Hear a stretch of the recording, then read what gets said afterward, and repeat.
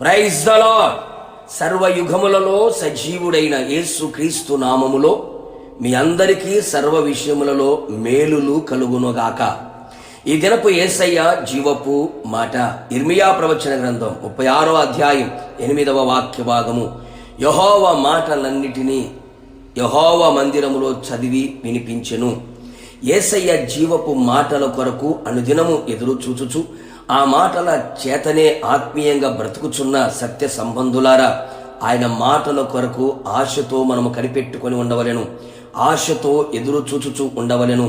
ఆయన మాటలు వినిపించబడుచున్న దేవుని మందిరములో మనము ప్రవేశించి ఆయన మాటలను మనము ఆలకించదము.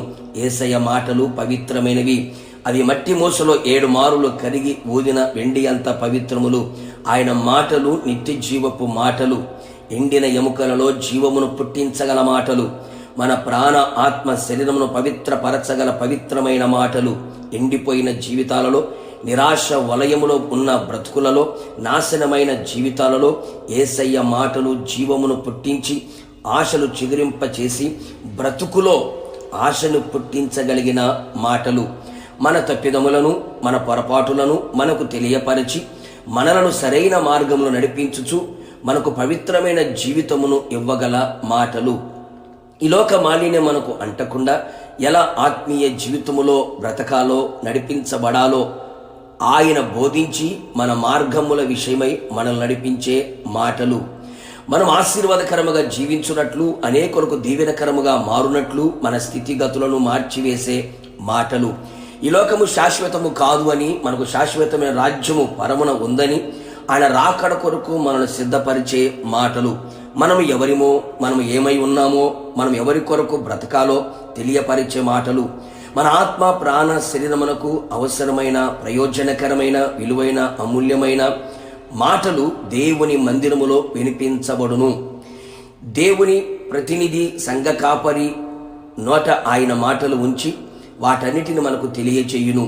ఆయన మాటలు ఆత్మయు జీవమునై ఉన్నవి గనుక దేవుని మందిరమును ప్రేమించి ఆయన మందిరములో నివసించి ఆయన గడప యొద్ద కనిపెట్టుకొని ఆయన మాటలు వినదము. ఆయన మాటలలో దాగి ఉన్న సర్వ ఆశీర్వాదములను అనుభవించదము. ప్రభు రాకడకు సిద్ధపరచబడదము. ప్రభుతో యుగ యుగములు నిలిచెదము. ప్రార్థన. పునరుత్థానుడా, పరిశుద్ధుడా, నీ పాదములకి స్తోత్రములు చెల్లించుచు ఉన్నాం. మీరెంతైనా నమ్మదగిన దేవుడవు, మంచి దేవుడు. మరొక్కసారి మీ పాద సన్నిధిలో ప్రభువా నివసించే భాగ్యాన్ని మీరు మాకు అనుగ్రహించారు. అందును బట్టి స్తోత్రం. మీ మందిరములో మీ మాటలు వినబడుచు ఉండగా మీ పవిత్రమైన మాటలు, నిత్య జీవాన్ని కలుగు చేయగలిగిన మాటలు, రాకడకు సిద్ధపరచగలిగిన మాటలు, స్వస్థపరిచి ఆరోగ్యమిచ్చి బాగు చేసి ఆదరించి ధైర్యపరిచి స్థిరపరిచే బలపరిచే ఆ మాటలు మీ మందిరములో వినబడుచు ఉండగా మీ మందిరములో నాటబడిన వారమై మీ మాటలు విని మా జీవిత కాలమంతా బ్రతుకున్నట్లుగా, రాకడకు సిద్ధపడినట్లుగా మీ కృప మెండుగా నిండుగా దయచేయమని, ప్రతి ఒక్కరిని మీ మందిరములో స్థిరపరచమని, మీ మాటలు వినగల చెవులని గ్రహించగలిగిన హృదయమును అనుగ్రహించి మీ మాటలు మా చెవులలో నాటునట్లుగా, హృదయములో స్థిరపరచబడినట్లుగా, మనస్సులో ముద్రించబడినట్లుగా ఉన్నతమైన కార్యములు చేయమని యేసు నామములో అడుగుచున్నాను తండ్రి. ఆమేన్. మీరును మీ కుటుంబ సభ్యులందరూ యెహోవా మందిరములో ఆయన మాటలు వినెదరుగాక, రాకడకు సిద్ధపరచబడుదురుగాక. God bless you.